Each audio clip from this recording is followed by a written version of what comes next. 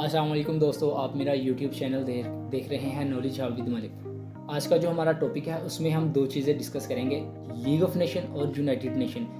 ये मेन और अहम चीज़ें जो हैं मैंने फाइंड आउट करके साइड में की हैं और ये स्लाइड्स बनाई हैं मैंने। ये जनरल नॉलेज का एक अहम हिस्सा है। जनरल नॉलेज में ये चीज़ें आती ही आती हैं किसी ना किसी तरह से। जो एग्जामिनर है वो सवाल अपने तरीके से किसी भी तरह सवाल को डिज़ाइन करके इसमें से जो है वो लगा देता है। PPSC के इम्तिहान की तैयारी कर रहे हैं आप, FPSC, CSS, PMS या किसी दूसरे स्केल की, जैसे लाइक फोर्सेस में या अदर जो ऑर्गेनाइजेशन है पाकिस्तान के, किसी भी पेपर की तैयारी के लिए ये अहम तरीन इन्फॉर्मेशन है। तो काइंडली जो है वीडियो को पूरा देखिएगा। उम्मीद है कि वीडियो ज़्यादा लंबी नहीं जाएगी, 10 से 12 मिनट तक की होगी। तो इसमें बेहतरीन कंप्लीट इन्फॉर्मेशन है। इसमें पाकिस्तान का क्या रोल रहा, जो मोस्ट इम्पोर्टेंट चीज़ है, क्योंकि जिन अदारों से ऑर्गेनाइजेशन से पाकिस्तान का लिंक होता है उनको तो लाजमी टच किया जाता है ना। तो इसमें पाकिस्तान का क्या रोल था, पाकिस्तान ने क्या रोल अदा किया और कौन कौन सी पर्सनैलिटीज़ थी जिन्होंने काम किया, किन पोजीशंस पे किया, वो सारी चीज़ें हैं। तो चलें देखते हैं स्लाइड नंबर 1 में द लीग ऑफ नेशन। सबसे पहले लीग ऑफ नेशन को जो है डिस्कस करते हैं। ये जंग अज़ीम 1 जो थी उसके बाद इसकी बुनियाद रखी गई, इसको बनाया गया 1919 में इसको बनाया गया और ट्रीटी ऑफ वर्सेल्स के तहत इसको बनाया गया। ट्रीटी ऑफ वर्सेल्स के तहत 1919 में द लीग ऑफ नेशन की बुनियाद रखी गई। इसका जो मेजर मकसद था वो था मुल्क में हिफाजत और सुकून पैदा करना, क्योंकि जंग अज़ीम 1 से लोग तंग आ चुके थे, बुरे हाल मसाइल। तो सुकून मुल्क में पैदा करने के लिए, पीस कायम करने के लिए ये अदारा कायम किया गया। और ट्रीटी ऑफ वर्साइल्स के तहत ही 1919 में ILO जो है ये ऑर्गेनाइजेशन भी जो है बनाया गया था। The League of Nation ceased its activities after failing to prevent the Second World War. अच्छा, इसका तो मकसद तो ये था ना कि ये मुल्क में अमन पैदा करे, लेकिन अमन पैदा ना कर सका। इसका ये मकसद जो था वो ये अपने मकसद पे पूरा ना उतरा, तो जंग अज़ीम 2 हो गई। तो फिर जंग अज़ीम 2 के बाद इस अदारे को बिल्कुल ठप कर दिया गया। इसकी जो एक्टिविटीज़ थी वो बंद कर दी गई, वो रोक दी गई, क्योंकि ये अपने मकसद में फुलफिल ना हो सका, जो है सुकून अमन पैदा ना कर सका। इस the founder of the League of nation was USA president Woodrow Wilson. Woodrow Wilson USA का प्रेसिडेंट था, वो इसका फाउंडर था। और 1919 में उसको ए लीडिंग आर्किटेक्ट के तौर पर जो है नोबेल पीस प्राइज से भी नवाजा गया। चलते हैं नेक्स्ट स्लाइड पे। The United Nation was founded on 24 October 1945। United nation जो था वो 24 अक्टूबर 1945 को जो है बुनियाद रखी गई इसकी, या बनाया गया। ये सवाल बहुत ही अहम तरीन है, इम्पोर्टेंट है, ये टच होता ही होता है। एग्जामिनर इस सवाल को बहुत ज़्यादा उठाता है। Who coined the name of United nation, ये सवाल उससे भी ज़्यादा जो है इम्पोर्टेंट है। फ्रैंकलिन डी रोजवेल्ट, ये 32वां प्रेसिडेंट था USA का, जो 1933 से 1945 की टर्म में था। और इसने इसका जो है यूनाइटेड नेशन का जो है नाम कोइन किया। ही वाज डाइड इन 1945 और 1945 में ये दुनिया फानी से रुखसत हो गए। The headquarters of UNO is in New York USA। इसका जो हेड क्वार्टर है UNO का वो न्यूयॉर्क में है। न्यूयॉर्क USA का एक स्टेट है। और USA का जो कैपिटल है वो है Washington DC। United Nation was created in San Francisco. अच्छा, सैन फ्रांसिस्को भी USA का स्टेट है, तो इसकी बुनियाद UNO की वहाँ पे ही रखी गई थी। इसका जो मोटो है UNO का वो है it's your world. United nation flag was adopted on 7 दिसंबर 1946। इसका जो झंडा था वो 7 दिसंबर 1946 को जो है अप्रूव किया गया। अच्छा, United Nation decade 2010-2020 is for desert and fighter against desertification. Decade होता है दिहाई। 2010 से 10 साल की, 2010 से 2020 का जो इसका कह लें डिकेड था वो यही था कि फाइटर अगेंस्ट डिजर्टिफिकेशन। चलते हैं नेक्स्ट स्लाइड में। इसके जो ओरिजिनल मेंबर 51, ये जब बनाया गया था अदारा, जब बुनियाद इसकी रखी गई थी, इस्टेब्लिश किया गया था, तो इसके मेंबर जो थे वो 51 थे।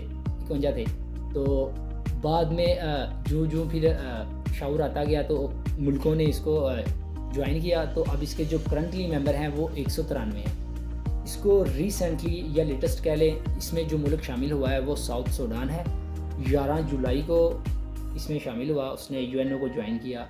इसके इनिशियली जो मेंबर थे ना, इनिशियली जो है 50 कंट्रीज़ थी, उन्होंने इकट्ठे होके सैन फ्रांसिस्को में एक मीटिंग बिठाई गई 1945 में, जिसके तहत यूएनओ चार्टर के नाम से ऑर्गेनाइजेशन कायम हुआ, जिसको बाद में यूनाइटेड नेशन का नाम दिया गया। तो 50 मुल्कों की जो है एक कमेटी बैठी सैन फ्रांसिस्को में 1945 में। तो उसके बाद जो है इसको डिज़ाइन किया गया। Poland signed later and became one of the original 51st member. अच्छा, अब पोलैंड क्या था, इसने उस टाइम तो जो है इसमें शामिल ना हो सका क्योंकि इसमें कुछ पॉलिटिकल इश्यूज चल रहे थे मुल्क में। तो बाद में जो है इन्होंने यूएनओ को ज्वाइन किया और बाद पहले 50 थे, फिर 51 मेंबर हो गए इसके।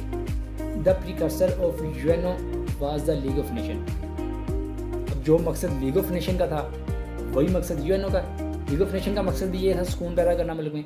अब यूएनओ जो है इसका भी मकसद यही था, इसको भी इसी मकसद के लिए बनाया गया कि मुल्क में सुकून अमन व अमान पैदा किया जाए। The League of Nation stop its activities after failing to prevent the World War 2। हाँ, तो जंग अज़ीम 2 में मुब्तला होने के बाद जो है इसने अपने काम वगैरह जो थे एक्टिविटीज़ वो बंद कर दी, रोक दी, क्योंकि ये सुकून को बरकरार नहीं रख सका। तो उसके तहत जो है इसको बंद होना पड़ा। यूएनओ लोगो जो था वो ओलिवर लिंकन लैंडक्विस्ट की टीम और इसके अंडर 1945 में डिज़ाइन किया गया, बनाया गया। इसकी जो ऑफिशियल लैंग्वेजेस हैं उसमें Arabic, Chinese, English, French, Russian और स्पेनिश, ये इसकी जो है ऑफिशियल लैंग्वेज है। चलिए अब नेक्स्ट स्लाइड में चलते हैं। अब इसके जो हैं प्रिंसिपल ऑर्गन्स आ जाते हैं जो मोस्ट इम्पोर्टेंट हैं, इनके हवाले से भी सवाल टच होता है। और इसका जो सबसे मोस्ट इम्पोर्टेंट है वो सिक्योरिटी काउंसिल है और इंटरनेशनल कोर्ट ऑफ जस्टिस है, जनरल असम्बली है। इन तीनों को तो जो है एग्जामिनर हमेशा टच करता ही करता है। इनमें से एक सवाल तो उसने लाजमी जो है पिक करना होता है। The fourth organ ट्रस्टशिप council of the United nation suspended operations on November 1, 1994 with the independence of Palau. तो इसका जो चौथा ऑर्गन था ट्रस्टशिप काउंसिल, 1 नवंबर 1994 में पलाऊ की आज़ादी के बाद जो है इसकी एक्टिविटीज़ बंद कर दी गई, सस्पेंड हो गया। अब ये कोई एक्टिविटी नहीं कर रहा। The headquarters of United Nations Environment Programme is situated at Nairobi.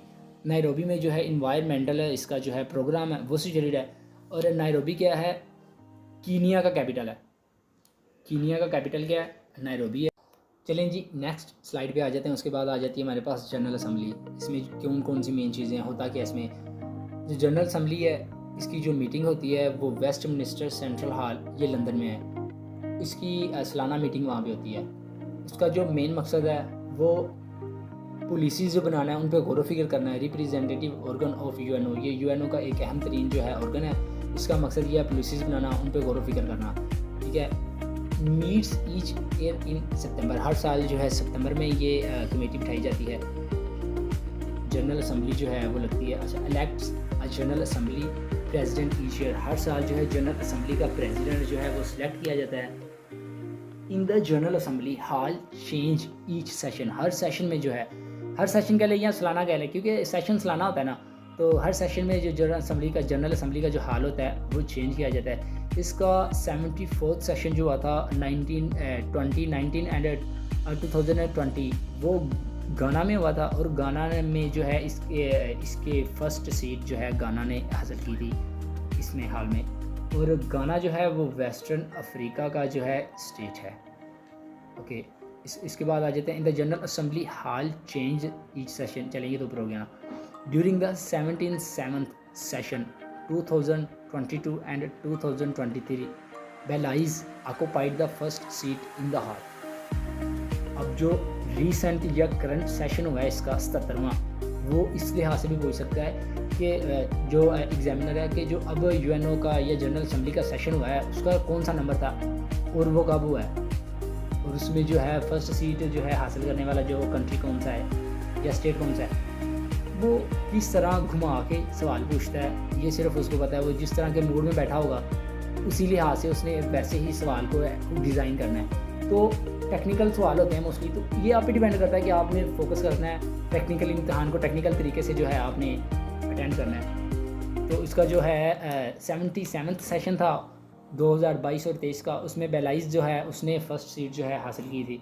बेलाइज़ जो है वो सेंट्रल अमेरिका का जो है एक स्टेट है बेलाइज़, ये चलें अब आ जाते हैं नेक्स्ट स्लाइड पे। इसमें जो है सेक्रेटरी जनरल जितने भी हैं उनके बारे में जो है डिस्कस करेंगे।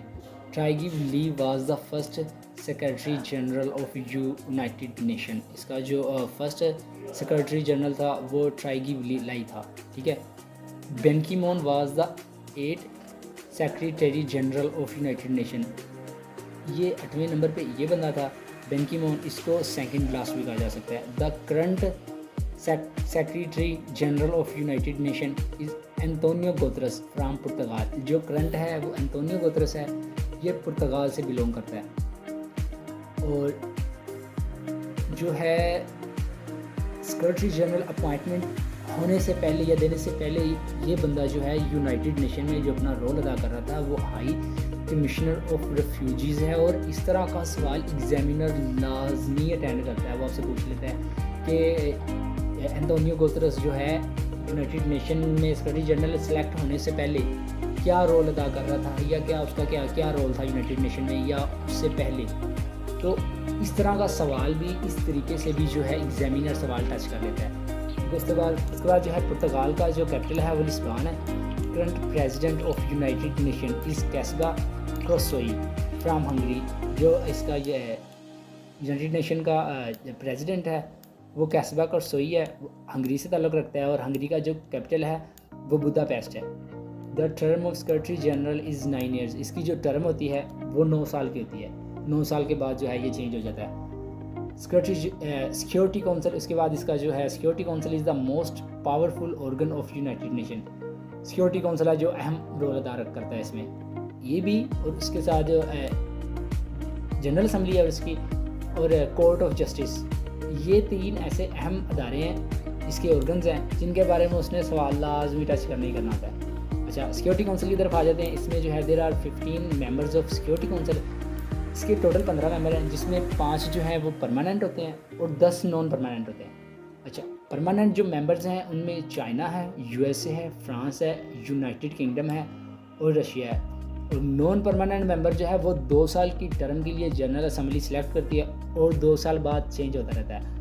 अब इसमें पाकिस्तान जो है वो 7 दफ़ा नॉन परमानेंट मेंबर रह चुका है सिक्योरिटी काउंसिल का। और रिसेंट जो है मोस्ट नियर जो इसकी टर्म थी वो 2013 में थी नॉन परमानेंट मेंबर की। 2013 में इसने नॉन परमानेंट मेंबर की जो है ना टर्म जो है वो गुजारी है।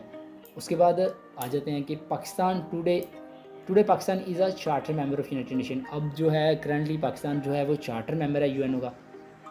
इसमें जो ज़फ़रुल्लाह खान साहब हैं उन्होंने यूएनओ की जो असम्बली है उसमें प्रेसिडेंट की एक टर्म जो है स्पेंड की है।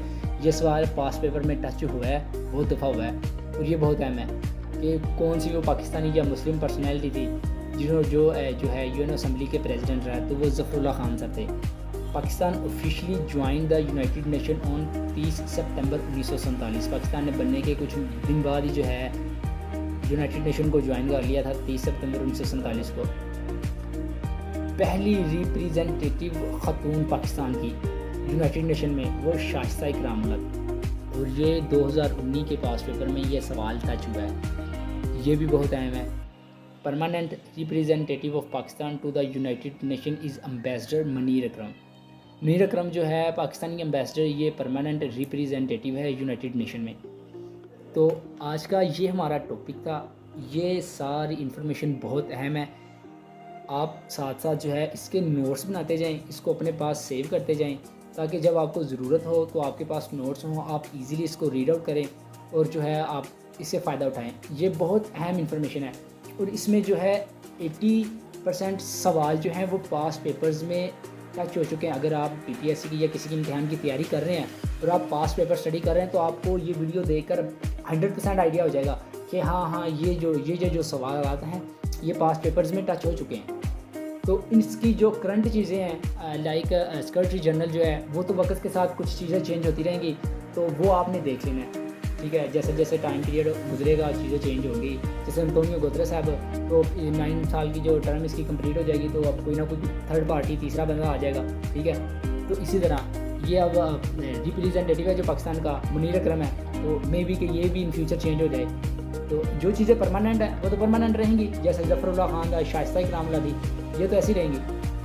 तो ये वीडियो लेक्चर को आप नोट्स बनाएं इसके, ये बहुत अहम है। आप किसी भी इम्तिहान की तैयारी कर रहे हैं, जनरल नॉलेज के पार्ट में तो ये अहम तरीन है, बहुत अहम है, बहुत अच्छा रोल रखता है। ये बहुत अहम चीज़ें हैं, बड़ी मेहनत से मैंने बनाई है, तो काइंडली आप इससे फ़ायदा उठाएँ। और अगर आप लोगों के पास फर्दर इसके मतलब इन्फॉर्मेशन है तो कमेंट सेक्शन में लाजमी मेरे साथ शेयर करें। थैंक यू सो मच, अपना बहुत ख्याल रखिएगा। अल्लाह हाफिज़।